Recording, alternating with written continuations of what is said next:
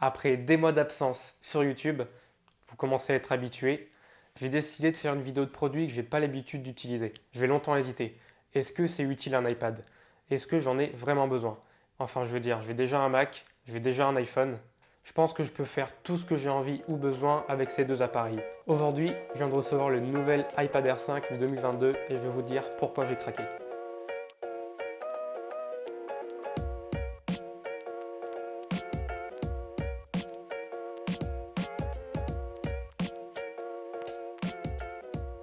Apple a récemment communiqué sur une nouvelle sortie d'un iPad Air, le nouveau modèle qui fait suite à l'iPad Air 4 de 2020.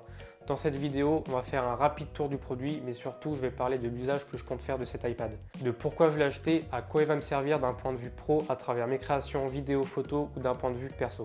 Et d'ici quelques mois, je vous ferai sûrement une autre vidéo pour vous dire si je suis content sur le long terme, s'il n'a pas fini au fond d'un tiroir. Putain, parce que vu le prix, c'est pas donné. Il faudra compter 699 € pour la version 64 Go et 869 € pour la version 256 Go. Avant de vous parler très rapidement des specs du produit, déjà je peux vous dire qu'en main il est léger, il est super fin, les finitions sont top et ce bleu il est juste incroyable.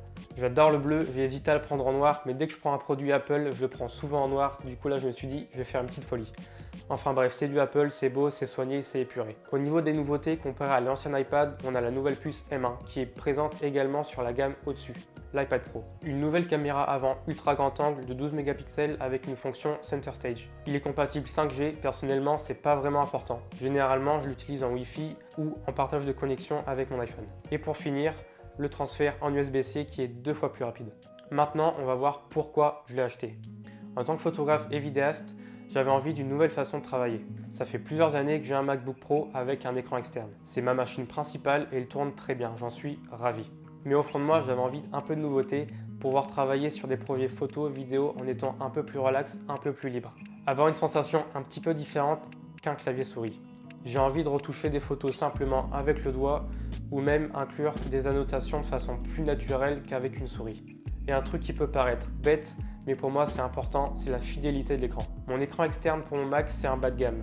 C'est un écran pour gamer, donc en vrai il remplit pas vraiment toutes les cases pour les retouches photos ou vidéos. Sachant que je poste mes créations sur Instagram, d'ailleurs n'hésitez pas, c'est juste ici. Je veux retoucher des photos et des vidéos en ayant une fidélité de couleur et de luminosité entre mon iPhone et mon Mac. Chose que j'avais pas forcément sur l'écran externe, j'étais obligé de switcher sur le Mac pour voir le vrai résultat.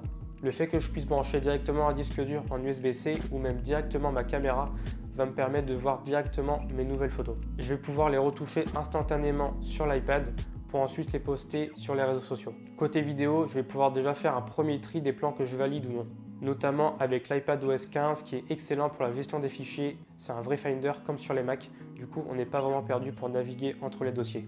Une question que vous vous posez sûrement c'est « ouais, mais le stockage ?»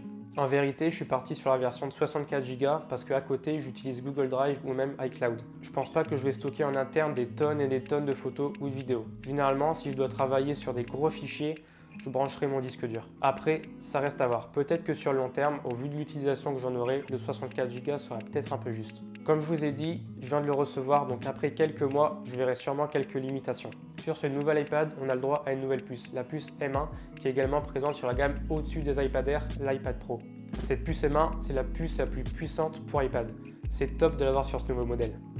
Elle permet d'avoir un maximum de puissance pour faire tourner des grosses applications de montage vidéo ou de switcher de façon fluide entre les différentes applications. Ou même d'avoir plusieurs fenêtres sur l'écran. C'est juste dommage que Final Cut Pro ou Pixelmator Pro ne soient pas disponibles sur iPad parce qu'au vu de la puissance de cette puce, je pense qu'il y avait possibilité de les faire tourner sur iPad.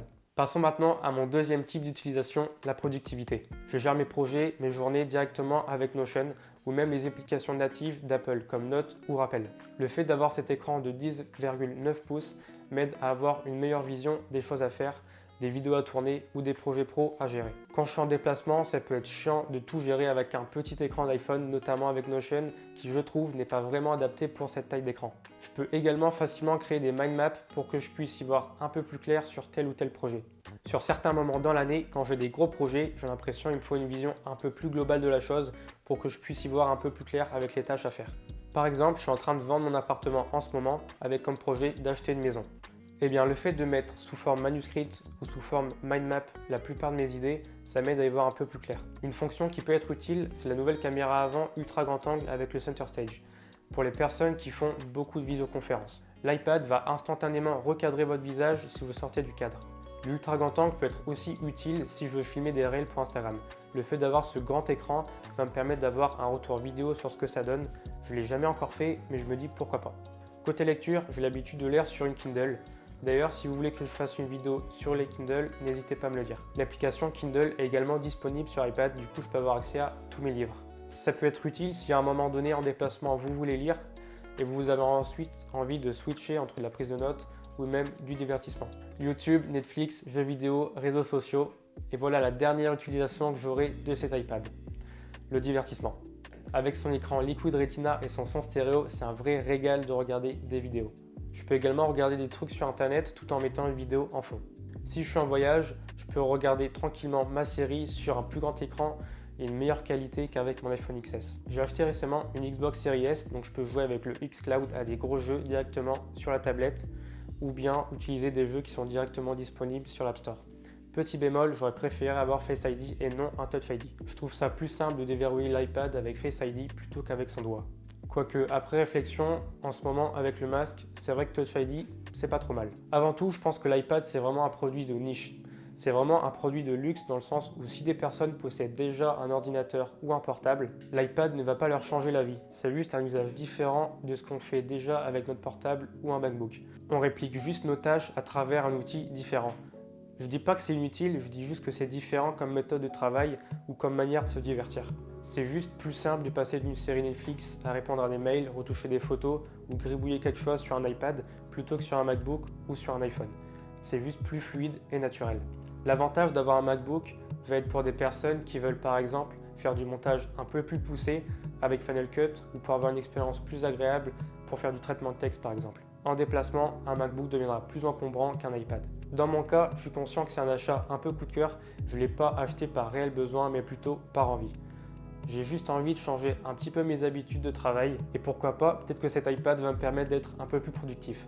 Mon MacBook, il est constamment branché sur mon bureau. Mon iPad, je peux l'emmener partout facilement. C'est donc plus facile pour moi de travailler avec, peu importe où je me trouve. On verra d'ici quelques mois si après tout ce que j'ai dit, je continue de l'utiliser pour de la création photo, vidéo, de la productivité et aussi du divertissement. Si vous avez des questions, n'hésitez pas à me les poser en commentaire, à laisser un like et nous, on se retrouve pour une prochaine vidéo. Allez, à la prochaine.